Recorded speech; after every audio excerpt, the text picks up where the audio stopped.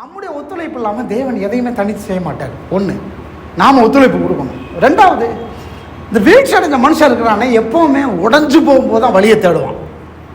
உடஞ்சி போகிற நேரத்தில் தான் அவன் வழியை தேடுவான். எப்போ உடஞ்சி சுக்கு நூறாக இருக்கானோ அப்போ தான் தீர்வை தேடுவான். அப்போ தான் அவனுக்கு பசி உண்டாகும். நான் உங்களுக்கு ஏற்கனவே ஒரு கதை சொல்லியிருக்கிறேன். இந்த ஒரு வாலிப பையன் நிறைய கடன் பிரச்சனை, குடும்பத்துக்கு உதவி செய்ய முடியல, அதனால் தற்கொலை பண்ணிக்கலான்னு சொல்லிட்டு ஒரு ராத்திரி ஒரு 12 மணி 1 மணி போல் சின்ன ரூமுக்குள்ளே கதவை சாத்திக்கிட்டு நல்ல கட்டுக்கம்பி, பெரிய கட்டுக்கம்பி எடுத்து கழுத்தை நெரிச்சு சாகலாம்னு சொல்லிட்டு அவன் அப்படியே கட்டுக்கம்பியோடு உட்காந்துருக்கலாம். அப்படி உட்காந்துருக்கும்போது அவனுக்கு ஒரே ஒரு சந்தேகம். எல்லா நம்பிக்கையும் இழந்தாச்சு. இந்த ஒன்று நாம் பார்த்துருவோம்னு சொல்லிட்டு என்ன சொல்கிறான், ஒரு கடவுள்னு ஒருத்தர் இருந்தாருன்னா ஒரு ஒரு ஒரு ஏதாவது சத்தம் கேட்காதா, ஏதாவது வார்த்தை வராத, நம்ம இந்த நிலைமையிலேருந்து மேலே வருவோம்னு சொல்லி ஏதாவது ஒரு நம்பிக்கை தரமாட்டாரா அப்படின்னு சொல்லிட்டு கரெக்டாக அந்த கடைசி நிமிஷம் வரைக்கும் அப்படியே காத்துக்கிட்டு இந்த கட்டுக்கம்பியை வச்சுக்கிட்டு அப்படியே சுற்றிக்கிட்டே இருக்கலாம். கழுத்தில் சுற்றுறதுக்கு முன்னால் அப்படியே அந்த டென்ஷன் வந்திருக்கு. பார்த்துருக்கீங்களா? வந்திருக்குதா உங்களுக்கு? லாஸ்ட் மினிட் எப்படி இருக்கும் அந்த இரிட்டேஷன், அந்த டென்ஷன். யோசிக்காமல் நெருக்கிட்டிங்கன்னா பரவாயில்ல, டக்குன்னு செத்துடலாம். யோசித்துக்கிட்டே இருந்தீங்கன்னா எப்படி இருக்கும்? அப்படியே சுற்றிக்கிட்டே இருக்கும்போது கடவுள் கேட்குறாரு, நீ சாகதான் வேண்டுமா? உன்னிடத்தில் என்ன இருக்குது? அங்கே என்கிட்ட தான் ஒன்றுமே இல்லாதனால நான் சாக போகிறேன். சாகத்தான் வேண்டும். உன்னிடத்தில் என்ன இருக்குன்னு ஒன்று சுற்றிக்கிட்டே இருந்தவன் கடவுள்கிட்ட சொன்னான்னா, என்கிட்ட இருக்கிற ஒன்று கட்டுக்கம்பி. நானா இந்த ஒன்று கட்டுக்கம்பின்னு இப்படி சுற்றிக்கிட்டு இருந்தவன் சுற்றுறதை நிறுத்திட்டு கட்டுக்கம்பியை பார்த்தான் பாருங்க. பார்த்தா அன்னைக்கு அவனுக்குள்ள கடவுள் கொடுத்த ஐடியா தான் இன்னைக்கு நீங்கள் வச்சிருக்கிற சேஃப்டி பின். இன்னைக்கு சேஃப்டி பின் குத்துறீங்கல்ல, சேஃப்டி பின் ஒன்று எடுத்துக்காமீங்க. யார் வச்சிருக்கீங்க? அந்த சேஃப்டி பின் எங்கேருந்து வந்துச்சு தெரியுமா?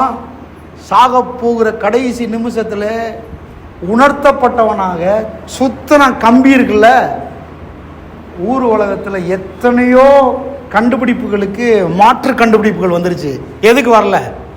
சேஃப்டி பின்னுக்கு மட்டும் வரல. சேஃப்டி பின்னை கண்டுபிடிச்சவனுடைய நிலைமை அதுதான். கடைசியில் சேஃப்டி பின்னை கண்டுபிடிச்சான் பாருங்க. கண்டுபிடிச்சு வாழ்க்கையில் இருக்கிற எல்லா பிரச்சனைகளுக்கும் அதை வச்சு தீர்வை கண்டுபிடிச்சான். ஊர் உலகத்துக்கே விற்கிறவனா மாறினான். அவன் ஹிஸ்டரியை படிச்சு பாருங்க. சாகர கடைசி நிமிஷத்தில் கடங்காரன், அதாவது எல்லாத்தையும் இழந்தவன் கடங்காரன், உலகத்தால் காரி துப்பப்பட்டவன், ஒதுக்கப்பட்டவன். சாகர கடைசி நிமிஷம் அப்படி தான் இருந்துச்சு. ஆனால் அதுக்கப்புறம் உலகத்துக்கே கடன் கொடுக்குறவனை மாறிட்டான், வேர்ல்டுக்கே கடன் கொடுக்குறவனை மாறிட்டான். எதுக்கு சொல்ல வரேன்?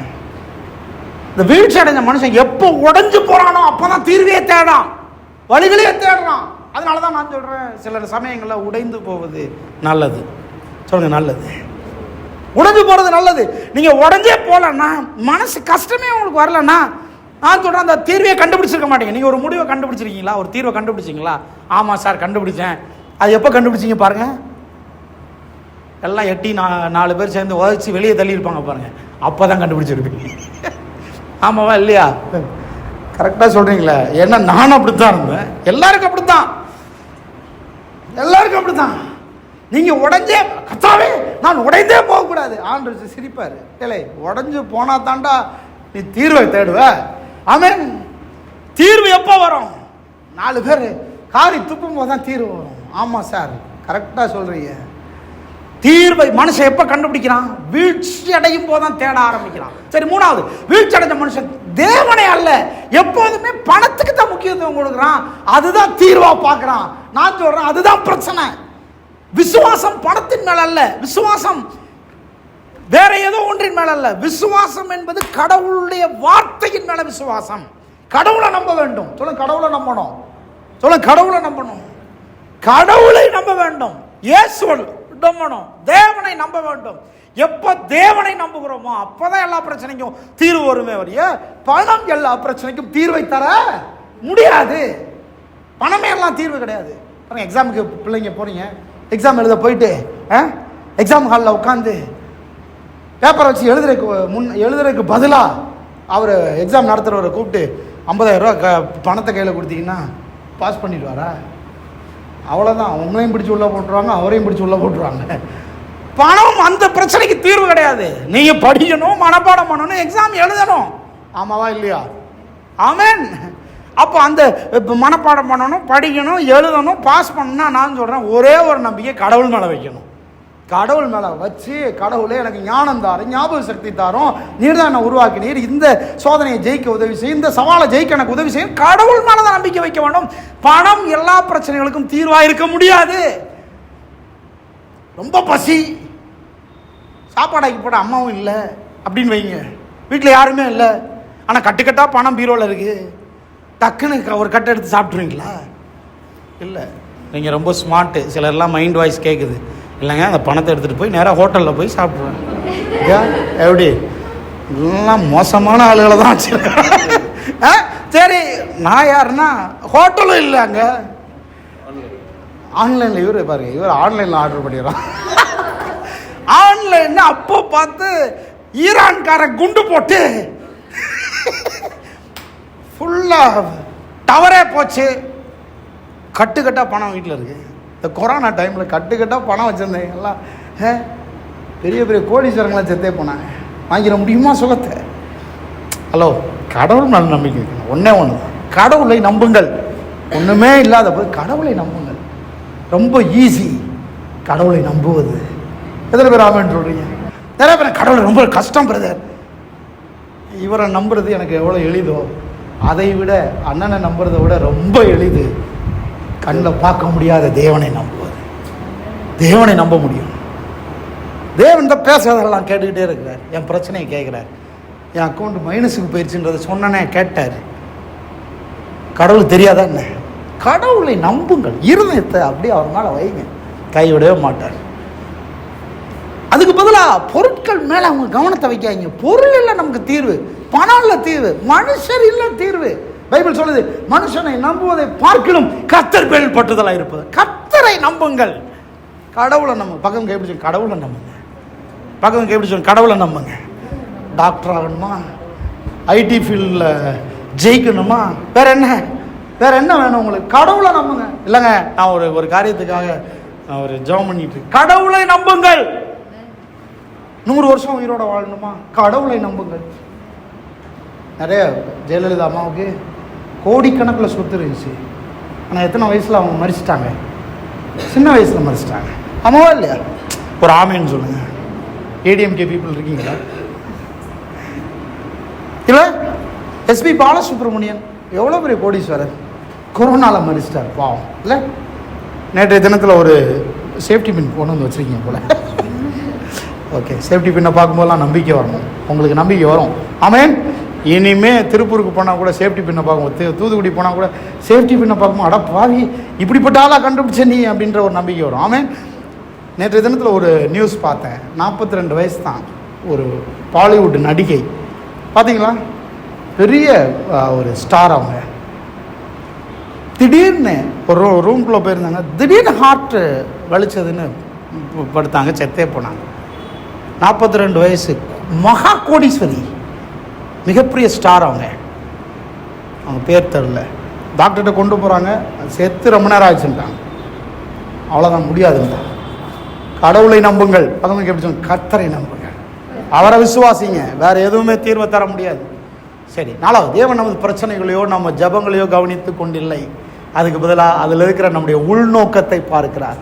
எதுக்காக கடவுள்கிட்ட வரோன்றதை அந்த உள்நோக்கத்தை பார்க்குறார். கடவுளை எதுக்கு தேடுறோன்றதை பார்க்குறாரு. உள்நோக்கம் சரியா இருந்தா நான் சொல்றேன், எல்லாமே கர்த்தரால் ஆசீர்வதிக்கப்படும். உள்நோக்கம் தப்பா இருந்தா கர்த்தர் ஜபத்தையே கேட்க மாட்டார். இன்டென்ஷன் தப்பா இருந்தா கடவுள் எதையுமே செய்ய மாட்டார். இன்டென்ஷன் கரெக்டா இருக்கணும், உள்நோக்கம் சரியா இருக்கணும். நிறைய பேருடைய உள்நோக்கம் தப்பா இருக்கனால தான் வாய்க்கவே மாட்டேன்து, எங்க போனாலும் நிலைக்க மாட்டேன்து, என்ன பண்ணாலும் செய்ய ஒன்றும் வழி திறக்க மாட்டேன்து. நான் சொல்றேன், இன்டென்ஷன் கரெக்டா இருந்தா கடவுள் எல்லாத்தையும் வாய்க்க பண்ண வல்லவராக இருக்கிறார். 5வது, நிறைய பேர் வசனத்தை கேட்கறது எது கேட்குறாங்கன்னா, கடவுளை கேள்வி கேட்கணும்னு கேட்குறாங்க. கடவுளை கேள்வி கேட்பதற்காக வசனத்தை கேட்கக்கூடாது, கடவுளை நம்புவதற்காக வசனத்தை கேட்க வேண்டும். எத்தனை பேர் ஆமென் சொல்றீங்க? கடவுளை கேள்வி கேட்கிற நாள் ஒருத்தர் பாருங்க, பைபிளை படித்து கடவுள் இல்லைன்னு எழுத முயற்சி எடுத்தாராம். பைபிளை படித்து கடவுள் இல்லை அப்படின்னு ஒரு பெரிய முயற்சி எடுத்திருக்காரு. எடுத்தவர் ஆதியாகமத்திலிருந்து வெளிப்படுத்தின விசேஷம் வரைக்கும் ஃபுல்லாக படிச்சுட்டு இந்த புஸ்தகம் சொல்லுகிற யெகோவா தேவன் தான் மெய்யான தேவன் எழுதினாராம். இருக்கிறீங்களா? நிறைய பேர் நினைக்கிறாங்க கடவுளை கேள்வி கேட்கறதுக்கு நான் பைபிளை படிக்கிறது. இந்த இப்படி சொன்னீரே ஆண்டவரே, இதுக்காக பைபிளை படிக்கிறது? கேள்வி கேட்பதற்காக கர்த்தரை பைபிளை படிக்கக்கூடாது. அதுக்கு பதிலாக எதுக்காக படிக்கணும்? கர்த்தரை நம்புவதற்காக படிக்க வேண்டும். கர்த்தரை நம்பு. விசுவாசம் எதனால வருது? கர்த்தரை கேட்கிற, கர்த்தருடைய வார்த்தையை கேட்கிற அறிவினாலே விசுவாசம் வருகிறது. சொல்லுங்க, எத்தனை பேர் ஆமென்றீங்க? விசுவாசிப்பதற்கு தான் கர்த்தருடைய வார்த்தையை கேட்கணும். இவ்வளவு பேசுறீங்களே பாஸ்டர், உங்க வாழ்க்கையில எல்லாம் நல்லா இருக்குதா? இந்த கேள்வி கேட்கறதுக்காகலாம் இல்லை. என் வாழ்க்கையில் கடவுளை நான் நம்புகிறேன், உங்கள் வாழ்க்கையிலும் கடவுளை நம்புங்க, அவ்வளோதான். எத்தனை பேர் ஆமென்னு சொல்றீங்க? எத்தனை பேர் இருக்கிறீங்க? எனக்கு கர்த்தர் நல்லவராக இருக்கிறார், உங்களுக்கு நல்லவராக இருப்பார். இவ்வளோ தூரம் நடத்தி வந்திருக்கிறார். ஏன்னா ஆரம்பத்திலேருந்து பார்க்குறீங்கல்ல, இவ்வளோ தூரம் நடத்தி வந்தார்ல, இனிமேல் நடத்த வல்லவராக இருக்கிறார். உங்கள் வாழ்க்கைக்கு கர்த்தர் நல்லவர் என்கிற நம்பிக்கைக்காக கடவுளுடைய வார்த்தையை படிக்க வேணுமே ஒழிய கேள்வி கேட்கறக்கா படிக்கக்கூடாது. நிறைய கடவுளை கேட்கறதுக்கு நிறைய கேள்வி இருக்கு பிரதர். நான் போய் அங்கே போய் கேள்வி கேட்பேன், பரலோகத்தில் போய் கேட்கறதுக்கு ஒன்றுமே இருக்காது. உள்ள நுழைஞ்சிங்கனாலே ஆகான்னு வாயை பிளந்துட்டு உட்காந்துருக்க வேண்டியதான். கடவுள் அவ்வளவு பெரியவர். கேள்வி கேட்கறக்கா படிக்கக்கூடாது, நம்புறதுக்காக படிக்கணும். சொல்லுங்க, நம்புறதுக்காக படிக்கணும். அப்போ விசுவாசம் என்பது என்னது? ஏழாவது என்னது? சோதிப்பது என்பது. நிறைய பேர் ஆறாவது, தேவனுடைய வார்த்தையை படித்து விசுவாசித்து விதைத்து அவருக்காக காத்திருக்க வேண்டும். கர்த்தருக்காக காத்திருக்கணும். ஆறாவது, நம்முடைய பிரச்சனைகளுக்கெல்லாம் தீர்வு அவர் தான். கர்த்தருக்காக காத்திருக்கணும். சொல்லுங்க, கர்த்தருக்காக காத்திருக்கணும். கர்த்தரை நம்புறவங்க கர்த்தருக்காக காத்திருக்க வேண்டும். அம்மா அப்பாவை நம்புகிறோம், அம்மா சாப்பாடு செய்கிறாங்க, நம்புகிறோம்னா என்ன செஞ்சுருக்கணும்? ஒலை வேகிற வரைக்கும் கொஞ்சம் காத்திருக்கணும். அம்மா சாப்பாடு வச்சுருக்காங்க, அம்மாவா இல்லையா, அப்பா வாங்கி தருவாருன்னு நம்பணும். ஒரு மாதம் சம்பளம் வரணும்ல, ஒரு மாதம் அவர் போய் உழைச்சிட்டு வராரு, நம்ப வேண்டும். அந்த மாதிரி தான் கடவுளுக்காக காத்திருக்க வேண்டும். கர்த்தரை நம்புகிறேங்க, ஆனால் இன்ஸ்டண்ட்டாக நடக்கணும்னா நடக்காது. இப்போ தானே விளைச்சிருக்கிறீங்க, விளைய செய்வார் கர்த்தர். எத்தனை பேர் ஆமென்னு சொல்றீங்க? கன்சீவ் ஆயாச்சுன்னா 9 மாதம் கொஞ்சம் வெயிட் பண்ணணும், காத்திருக்கணும். அப்போ கர்த்தருக்காக காத்திருக்கணும். சொல்லுங்க, காத்திருக்க வேண்டும். சொல்லுங்க, காத்திருக்க வேண்டும். எப்படி காத்திருக்கணும்? விதைச்சிட்டு காத்திருக்கணும்.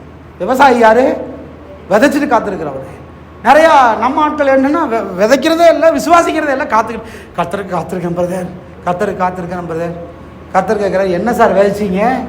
என்ன விசுவாசிருக்கீங்களா? விசுவாசித்து விதைத்து விட்டு காத்திருக்க வேண்டும். எத்தனை பேர் ஆமென்னு சொல்றீங்க? அல்லேலூயா. மாதம் லாபம் வரும்னு விதைச்சிட்டு காத்திருக்கணும், முதலீடு பண்ணிட்டு காத்திருக்கணும். சொல்லுங்க, முதலீடு பண்ணிட்டு காத்திருக்கணும். எத்தனை பேர் ஆமென்னு சொல்றீங்க? கர்த்தர் காத்திருக்குதுன்னா அதான். சரி, ஏழாவது, தேவனை சோதிப்பது என்பது ஜபத்தின் மூலமாக, கேள்வியின் மூலமாக அல்ல, விதைச்சு கொடுத்து கர்த்தருடைய வார்த்தையின்படி செஞ்சு தான் தேவனை சோதிக்க வேண்டும். தேவனை சோதிக்க அவரே கூப்பிடுறாரு. எப்படி? கேள்வி கேட்டு சோதிக்கக்கூடாது, விதைத்து விட்டு சோதிக்க வேண்டும். கர்த்தருடைய வார்த்தையின்படி செஞ்சுட்டு சோதிக்கணும். கர்த்தாவே, நீர் இப்படி சொன்னீரே, நீ செய்வேன்னு சொன்னீரே, நான் இப்படி செய்கிறேன் அப்படின்னு சோதிக்க வேண்டும். ஆமென். ஸோ விசுவாசம் என்பது உடனடியான பதிலை தருவதல்ல, கர்த்தருக்கு காத்திருப்பது. 9வது, நம்முடைய விசுவாசமும் காத்திருப்பும் எப்போதுமே நம்முடைய முதிர்ச்சியும் பக்குவத்தையும் தருகிறது. கடவுளுடைய வார்த்தை நம்மை முதிர்ச்சி உள்ளவர்களாக மாற்றுகிறது, பக்குவம் உள்ளவர்களாக மாற்றுகிறது, மெச்சூரிட்டி பீப்புளாக மாற்றுது. எத்தனை பேர் ஆமென்னு சொல்றீங்க? கடவுளுடைய வார்த்தை நமக்குள்ள வரும்போது நாம குழந்தைத்தனமான காரியங்களை விடுறோம், ஒரு மெச்சூர் பர்சனாக மாறுறோம். அவர் நினைக்கிற மாதிரி நம்ம நினைக்க ஆரம்பிக்கிறோம், அவர் யோசிக்கிற மாதிரி நம்ம யோசிக்க ஆரம்பிக்கிறோம், அவர் செய்கிற மாதிரி நம்ம செய்ய ஆரம்பிக்கிறோம். அப்படி ஆகிறோமா? அதுதான் கடவுளுடைய வார்த்தை நமக்கு தருகிற மெச்சூரிட்டி. இன்னைக்கு நிறைய பேர் குழந்தையாவே இருக்க விரும்புகிறாங்க. கர்த்தாவே, இன்னும் ஏன் என்னை தூக்கலை, இன்னும் எனக்கு ஊட்டி விடலை, இன்னும் விரல் சுற்றிட்டே இருக்கிறாங்க. இல்லை, இந்த விரல் சுற்ற கிறிஸ்தவங்களாக இருக்கக்கூடாது. கர்த்தர் நம்மகிட்ட மெச்சூரிட்டி எதிர்பார்க்குறார். சொல்லுங்கள், மெச்சூரிட்டி எதிர்பார்க்குறேன். நான் பைபிள் காலேஜ் படிக்கும்போது ஒரு பையன் பைபிள் காலேஜ் படிக்க வந்தான். நானாக டிப்ளமோ படித்தேன் அங்கே. அவன் பிடிஹெச் படிக்க வந்தான். பிடிஹெச் படிக்க வரும்போது இவன் சுஜித் மாதிரி தான் இருப்பான், இவ்வளோ தான் ஹைட்டு, நல்ல ஹைட்டு, ஆனால் கொஞ்சம் வயசில் பெரிய பையன், இப்படி தான் இருப்பான். ஆச்சரியப்பட்டேன். வந்த ஃபர்ஸ்ட் நாள்ல இருந்து தூங்கும்போது விரல் சூப்பிக்கிட்டே படுத்திருந்தான்.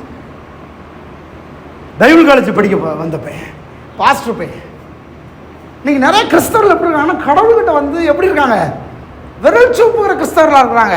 அப்படின்னா என்ன அர்த்தம்? இம்மெச்சூர் பீப்புளாக இருக்கிறாங்க. இம்மெச்சூரிட்டி, எந்த வளர்ச்சியும் இல்லை, எந்த பக்குவமும் இல்லை, எந்த முதிர்ச்சியும் இல்லை.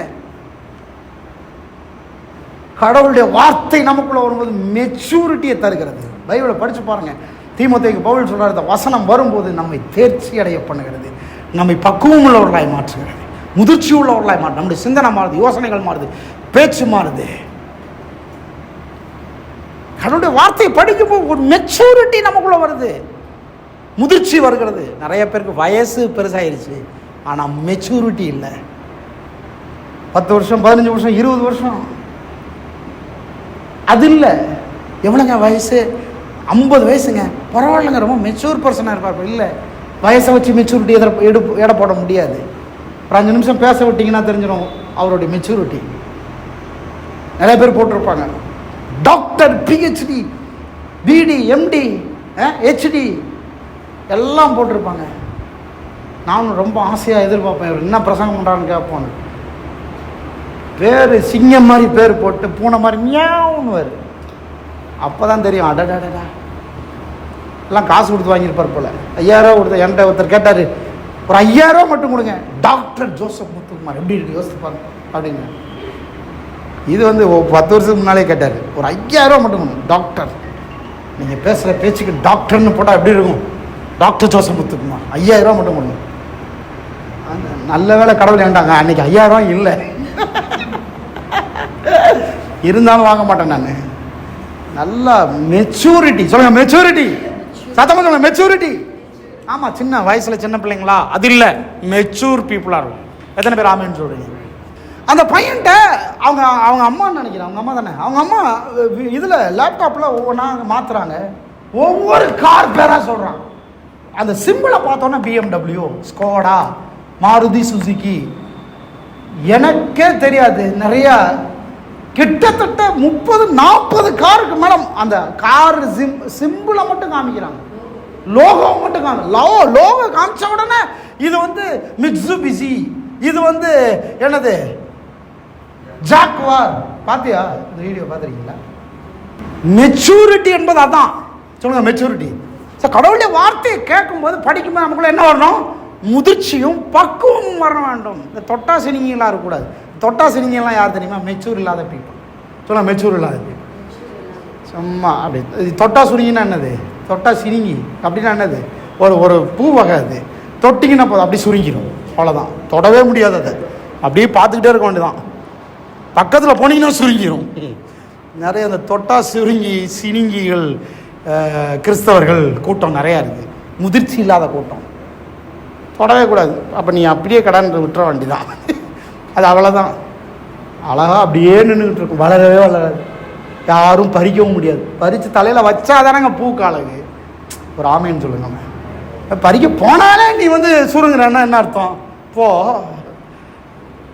நீ பூவாக இருக்கிற வரைக்கும் அழகு கிடையாது, அதை தூக்கி என் தலையில் வைக்கும் போதுதான் அழகு. கைத்தட்டி ஒரு ஆமைன்னு சொல்லுங்க. ஆமாம் இல்லையா? சரி, மெச்சூரிட்டி ரொம்ப முக்கியம். சொல்லுங்கள், மெச்சூரிட்டி ரொம்ப முக்கியம்.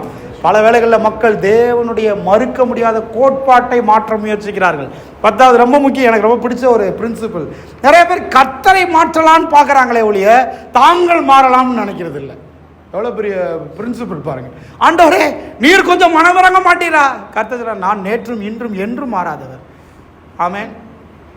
அவரை மாற்றலான்னு பார்க்குறாங்க, பிரின்சிபிளை மாற்றலாம்னு பார்க்குறாங்க. தாமஸ் ஆல்வா எடிசன் இந்த வேர்ல்ட்ஸ்குள்ளே கை விட்டிங்கன்னா ஷாக் அடிக்கும்னு சொல்லியிருக்கிறாரு. ஆமாவா இல்லையா?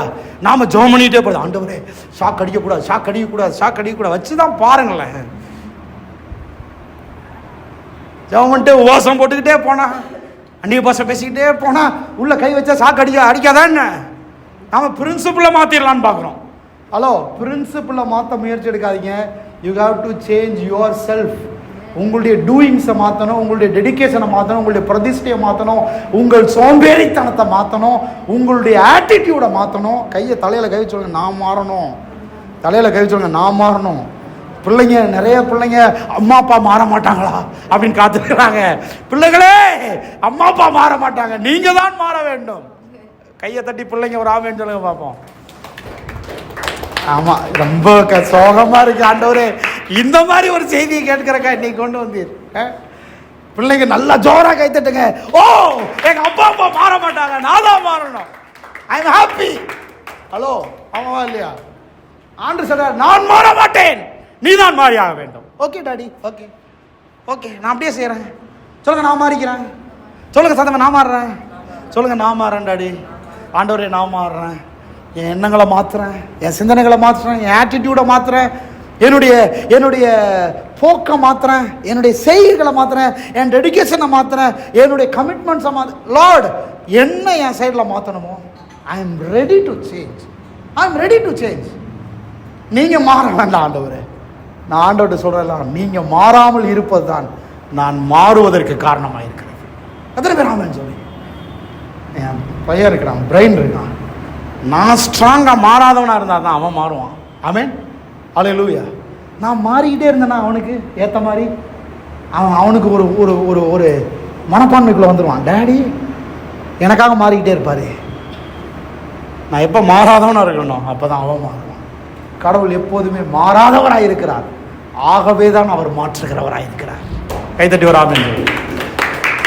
அவர் மாற்றுகிறவர், ஏன்னா அவர் மாறாதவர், அதனால தான் மாத்துறார். அவர் மாறாதவராக இருப்பதான் நமக்கு பெரிய சந்தோஷம். எது மிகப்பெரிய சாட்சி? கடைசியா கடந்த மாதம் நான் எவ்வளவு அறுத்தன்றது சாட்சி இல்லை, கடந்த மாதம் நான் எவ்வளவு விதைச்சன்றதான் சாட்சி. எவ்வளோ மாறி இருக்கிறேன், எவ்வளோ விதைச்சிருக்கிறேன், எவ்வளோ கொடுத்துருக்கிறேன். நானும் மனைவி பிள்ளைகளும் சூழ்நிலை நேரத்தில் விதைக்கிறவர்களாக இருக்கும்.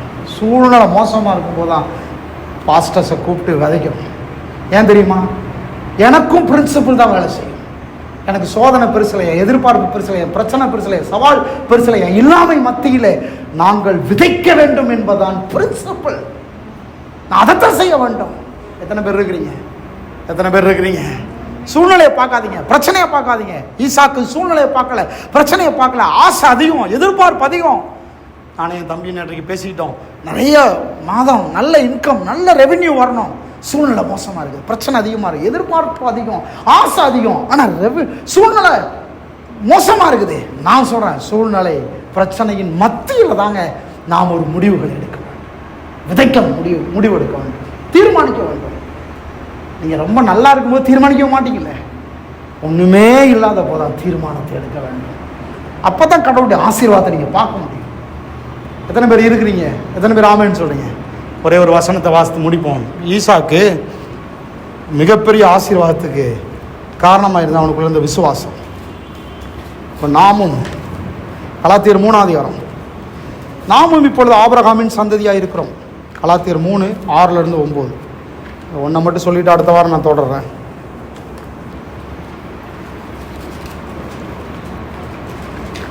கலாத்தியர் 3:6-9. அப்படியே எப்படி? அப்படியே ஆபிரகாம் தேவனை, சொல்லுங்க, தேவனை விசுவாசித்தான். சொல்லுங்க, தேவனை விசுவாசித்தான். யாரு? யாரு? இல்லை இல்லை, யாரு? ஆபிரகாம் தேவனை விசுவாசித்தான். யாருங்க ஆபிரகாம்? ஆபிரகாம் யாரு? விசுவாசத்தின் தகப்பன். எப்போ? அவன் விசுவாசிச்சதுனால. ஆபிரகாம் தேவனை விசுவாசிச்சதுனால விசுவாசத்தின் தகப்பன். ஆனால் ஆபிரகாம் எப்போ தேவனை விசுவாசித்தான்? கரெக்டாக சொல்லுங்க பாப்போம். ஆபிரகாம் எப்போது தேவனை விசுவாசித்தான்? குழந்தை இல்லாத போது. ஆபிரகாம் எப்போ தேவனை விசுவாசித்தான்? 75 வயதில். ஆபிரகாம் எப்போ தேவனை விசுவாசித்தான்? சரீரம் செத்து போய் கிடக்குது, சாராளுடைய கர்ப்பம் செத்து போய் கிடக்குது, ஒரு பூச்சி புழு கூட குழந்தையா இல்லை. ஆபிரகாம் தேவனை விசுவாசித்தான். சொல்றதுக்கு ரொம்ப ஈஸிங்க. நீங்க எப்போ கடவுளை நம்புவீர்கள்? எல்லாம் இருக்கும் போதா? எல்லாம் இருக்கும்போது நீங்க நம்ப போறீங்க? இங்க ஒரு பொருள் இருக்குது, இங்க ஒரு சேர் இருக்குது, நம்புறீங்களா? ஹலோ, இங்க ஒரு சேர் இருக்குன்னு நம்புறீங்களா? இதுக்கு நீங்க நம்பல, இதுக்கு நம்பிக்கை தேவையில்லை. இங்க சேர் இருக்குது, கண்ணில் பார்க்குறேன். சார் என்ன சார் நம்புறீங்களான்னு கேட்குறீங்க? இந்த தான் இருக்குல்ல, ஆமாவா இல்லையா? நான் இப்போ ஒன்று கேட்குறேன், இந்த சேர்ல ஒரு தூதன் உட்கார்ந்து இருக்கிறான், நம்புறீங்களா? விசுவாசம் என்பது சேர் இருக்குன்றதை நம்புவதல்ல, இந்த சேர்ல ஒரு தூதன் உட்கார்ந்து இருக்கிறான் என்பதை நம்புவது, அதான் விசுவாசிப்பது. ஆபிரகாம் எப்ப விசுவாசத்தான்? ஒண்ணுமே இல்லாத போது. ஈசாக்கு அப்பா இல்ல, ஈசாக்குடைய அப்பா இல்ல ஆபிரகாம். அப்ப அவன் என்ன மாதிரி ஆளா இருந்திருப்பான்? புழு பூச்சி இல்ல, சாராள் கர்ப்பம். சாராள பார்த்த உடனே முகம் சுருங்கி போய் கிடக்குது. சாராள பார்த்த உடனே நம்பிக்கை இழக்குது. இவங்க போய் சரீரத்தை கண்ணாடியில் பார்த்த உடனே கிழவன் 75 வயசு, குழந்தை இல்லை, சொத்து பத்து இருக்கு, ஆனா குழந்தை இல்லை. அவனுடைய உள்ளத்துல சூழ்நிலையை பார்க்கும்போது நம்பிக்கையா வரும்? நம்பிக்கை வராதுங்க. சூழ்நிலையை பார்க்கும்போது நம்பிக்கை வராது. வேதம் சொல்லுகிறது, ஆபிரகாம் தேவனை விசுவாசித்தான். எப்ப விசுவாசித்தான்? ஒண்ணுமே இல்லாத போது. விசுவாசம் என்பது அதுதான். ஒண்ணுமே இல்லாத போது நீங்கள் நம்பிக்கை இழக்க கூடாது. தேவனை நம்ப வேண்டும். ஒண்ணுமே இல்லாத போது எனக்கு வரும் வரும் வரும் அது இல்லை, ஏதோ சும்மா கற்பனை காவியம் பண்ணுவதல்ல நம்பிக்கை. கடவுளை நம்ப வேண்டும், தேவனை நம்ப வேண்டும். ஒண்ணுமே இல்லாத போது தேவனை நம்ப வேண்டும். பணமே இல்லாத போது தேவனை நம்ப வேண்டும். பணம் வரும் நம்புறது இல்லை, தேவனை நம்ப வேண்டும். தேவன் தருவார் என்று நம்ப வேண்டும். பணம் வரும் என்பது பாசிட்டிவான நம்பிக்கை, தேவன் தருவார் என்பது பிபிலிக்கல் ஃபெய்த், வேதாகமத்தின் அடிப்படையிலான நம்பிக்கை. அதில் தான் சோர்ஸ் இருக்கு. கடவுள் தருவார், சொல்லுங்க, கடவுள் தருவார். நான் தேவனை நம்புகிறேன், தேவன் ஆசீர்வதிப்பார், தேவன் பெருக பண்ணுவார், தேவன் துவங்கி விட்டார் நிச்சயமாய் முடிப்பார். தேவனை நம்புகிறேன். ஆபிரகாம் தேவனை விசுவாசித்தான். லார்ட் வசனம் சொல்லுது, அது அவனுக்கு நீதியாக எண்ணப்பட்டது. தேவனை விசுவாசிப்பதான் நீதி, தேவனை நம்புவதான் நீதி. நீங்கள் எந்த ஒன்றுக்காகவும் தேவனை நம்ப முடியும். சாக கிடக்கிற மனுஷனை உயிரோட எழுப்புவார் என்று தேவனை நம்ப முடியும். தேவனை நம்ப வேண்டும். முடியாமல் இருக்கும்போது தேவனை நம்ப வேண்டும். எல்லாம் மோசமா போகும்போது, எல்லாம் நெகட்டிவா போகும்போது, எல்லாமே ஒரு மாதிரி போகும்போது, அங்கேதான் நீங்கள் தேவனை நம்ப வேண்டும். வசனம் சொல்லுது, ஆபிரகாம் தேவனை நம்பினான், தேவனை விசுவாசித்தான், அது அவனுக்கு நீதியாக எண்ணப்பட்டது. 7ஆம் வசனம் வாசிங்க. ஆகையால், ஆகையால், நல்லா கவனிங்க, இந்த வசனத்தை சொல்லி முடிக்கிறேன். ஆகையால், சொல்லுங்க, ஆகையால். பாருங்க, அண்ணன் ஆபிரகாம், அவர் பேர், அவர் தான் ஆபிரகாம்னு வைங்க. நான் பார்க்கிறேன், ஆபிரகாம் தேவனை விசுவாசித்தார், ஆபிரகாமுக்கு அது நீதியாக எண்ணப்பட்டது. ஆகையால் தேவனை விசுவாசிக்கிற விசுவாச மார்க்கத்தார் எல்லாருமே ஆபிரகாமின் பிள்ளைகள் ஆக்கப்படுகிறார்கள். ஹலோ, எப்படி அது? நம்ம எல்லாரும் யாருடைய பிள்ளைகள்? நம்ம எல்லாரும் யாருடைய பிள்ளைகள்? நம்ம எல்லாரும் யாருடைய பிள்ளைகள்? யார்கிட்ட இருந்து வந்தவங்க? ஆதாம் இடத்திலிருந்து வந்தவங்க. நம்ம எல்லாரும் யாருடைய சந்ததிகள்? ஆதாமின் சந்ததிகள். ஆமாவா இல்லையா? எப்படி ஆதாமின் சந்ததிகள்? ஆதாம் தான் மனு வர்க்கத்தை பெருக்கினாரு, நம்ம ஆதாமின் சந்ததிகள். ஆண்டவர் சொல்றாரு, விசுவாசிக்கவே முடியாத ஒரு சூழ்நிலையிலே ஆபிரகாம் என்னை விசுவாசித்தான். Faith started from Abraham. Faith started from Abraham only. So Abraham விசுவாசிச்சு, ஆபிரகாம் விசுவாசத்தின் தகப்பனா மாறிட்டான். அதாவது லார்ட் எப்படி சொல்ல, ஒண்ணுமே நம்ப முடியாத நேரத்தில், சத்தமே இல்லை, கடவுளே பேசலை, மெய்யான கடவுளை பற்றி அறிவே இல்லை, அந்த நேரத்தில் ஆபிரகாம்னு ஒருத்த விசுவாசத்து கடவுளை நம்பிட்டான், அவன் ஆபிரகாம் தகப்பனாயிட்டான். இப்போ ஆண்டவர் என்ன சொல்றாருன்னா, அதுக்கப்புறம் யாரெல்லாம் கடவுளை விசுவாசிக்கிறாங்களோ அவங்க எல்லாரையும் கடவுளை எப்படி ஆக்கிட்டாரு? ஆபிரகாமுக்கு பிள்ளை ஆக்கிட்டாரு. ஆபிரகாமுக்கு பிள்ளை ஆக்கிட்டாரு. அப்படின்னு என்ன அர்த்தம்?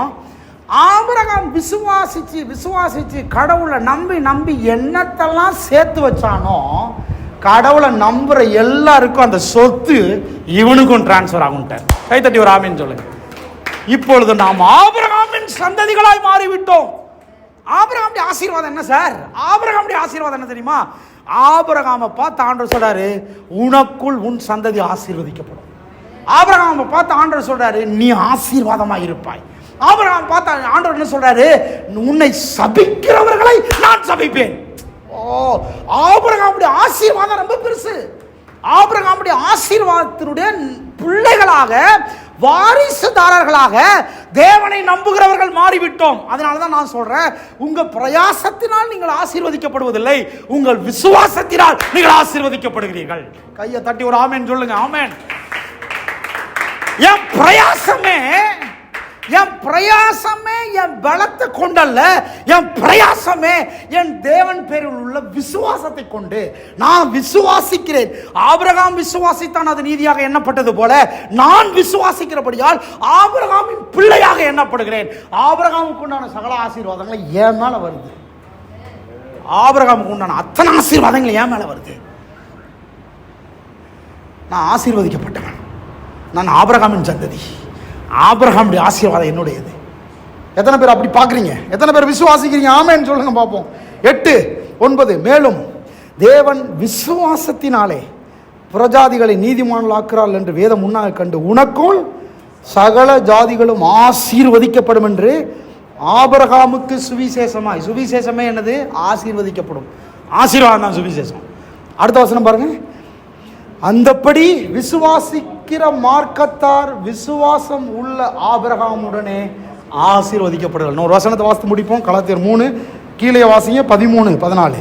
மரத்திலே தூக்கப்பட்ட எவனும் சபிக்கப்பட்டவன் என்று எழுதி இருக்கிறபடி கிறிஸ்து நமக்காக சாபமாகி நியாயப்பிரமாணத்தின் சாபத்திலிருந்து நம்மை நீங்களாக்கி மீட்டு கொண்டார். அப்ப என் மேல சாபம் இல்லை சொல்லுங்க. என் மேல சாபம் இல்லை சொல்லுங்க. என் மேல சாபம் இல்லை.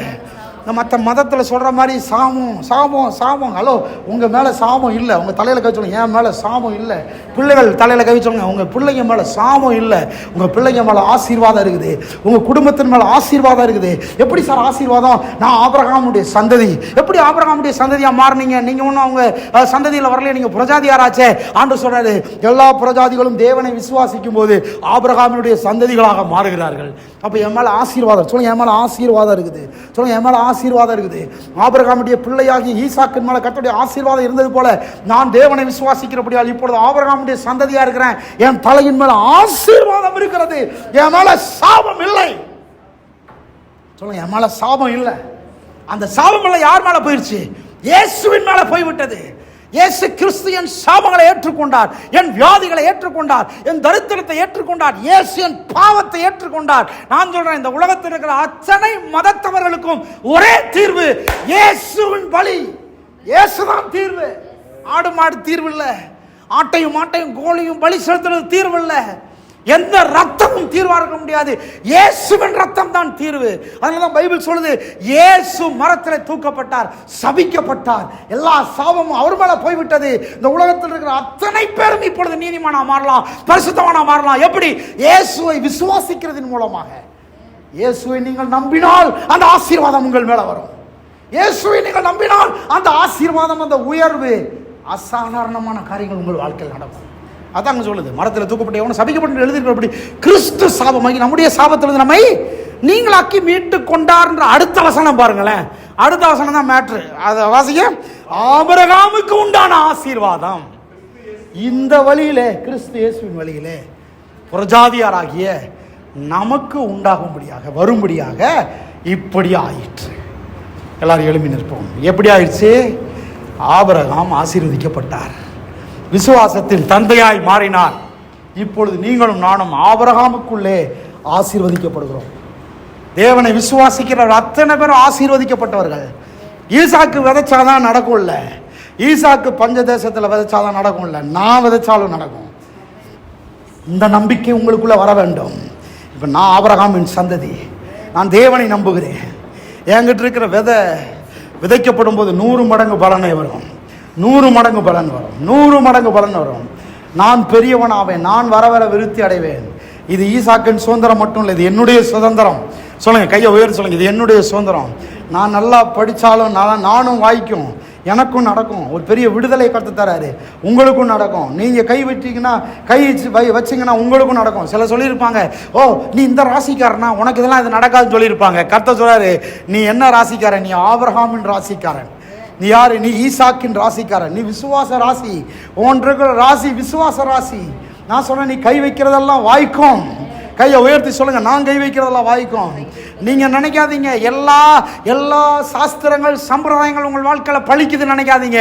நான் சொல்றேன், ஆபிரகாமின் சந்ததிகளாக விசுவாசத்தின் பிள்ளைகளாக நீங்கள் இப்பொழுது விசுவாசிக்க ஆரம்பித்து விட்டீர்கள். ஆனால் நான் சொல்லுகிறேன், இதுதான் பழிக்கும். சாபம் உங்க மேல பலிக்காது, ஆசீர்வாதம் தான் பலிக்கும். டாக்டர் சொல்லிட்டாங்க, ரிப்போர்ட் எல்லாம் சொல்லிடுச்சு, வாழ்க்கையே முடிஞ்சு போச்சுன்னு. கர்த்தர் சொல்றாரு, இல்ல, நீ ஆபிரகாமின் சந்ததி, நீ கை வைக்கிறதெல்லாம் வாய்க்கும். ரேகாபோ ஷபா லபா ரபோ. ஒருவேளை யார் என்ன சொன்னாலும் நம்பாதீங்க. பைபிள் சொல்லுது, இயேசுவின் மேல சாபம் போய்விட்டது, இயேசுவின் மேல பாவம் போய்விட்டது, இயேசுவின் மேல எல்லாம் போயிருச்சு. நீங்கள் மீட்கப்பட்டவர்கள், நீங்கள் பரிசுத்தவான்கள், நீங்கள் நீதிமான்கள்.